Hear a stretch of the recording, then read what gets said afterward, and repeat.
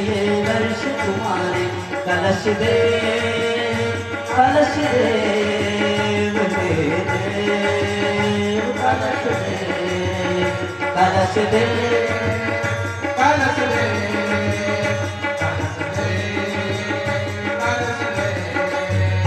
कलश दे कलश दे कलश दे कलश दे।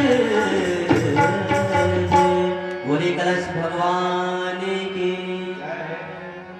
तो कलश जो से हमने प्रार्थना किया और क्या कहा?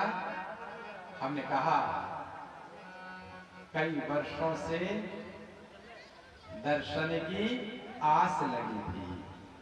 कलश के दर्शन के लिए सबका मन लालायित था।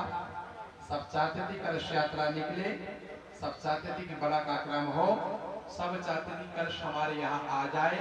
तो शक्ति कलश आपके सामने ये रखा हुआ है, कलश आपके सामने पास में रखा हुआ है और इसका दिव्य आशीर्वाद के लिए आपने उनसे प्रार्थना किया। और इन कलश के माध्यम से हमारे जीवन में जो आशीर्वाद आएगा, जो दुआएं मिलेंगी, जो पुण्य मिलेगा और जो अनुदान और वरदान इसकी कृपा से हमारे जीवन में मिलेगा, वो हमें भी मिलेगा और हमारे परिवार।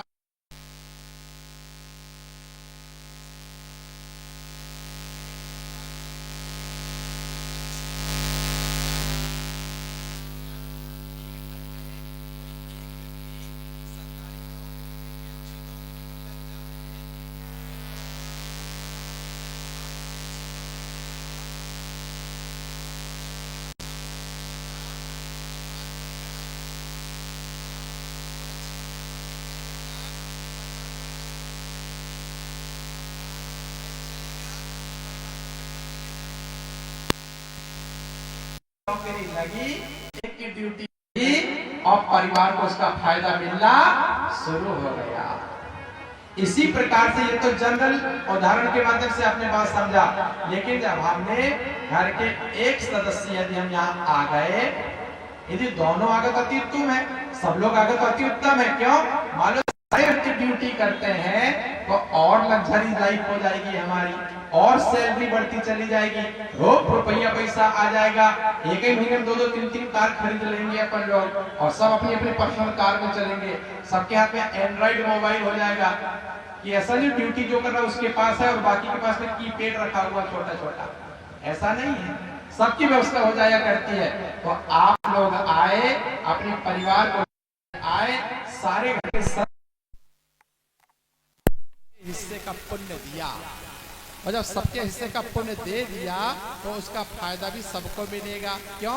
क्योंकि भगवान की खेती में हम जैसा बोते हैं, जो बोते हैं वो हमको वापस जरूर मिलता है। जैसे पृथ्वी में आपने एक मक्का लगाया, एक पौधा आया, एक भुट्टा आया, उसमें सैकड़ों दाने होते हैं। एक मक्का के कितने सारे दाने हो गए।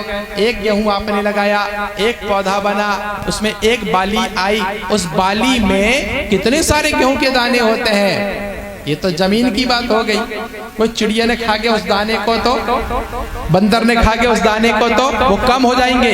लेकिन भगवान रूपी खेती में आपने धन लगाया, आपने समय लगाया, आप एक बॉल को आपने दीवार पे मारा तो जितनी स्पीड में आप उसको मारते हैं उतनी स्पीड में वो वापस हो जाती है, रिटर्न हो जाती है, हो जाती है।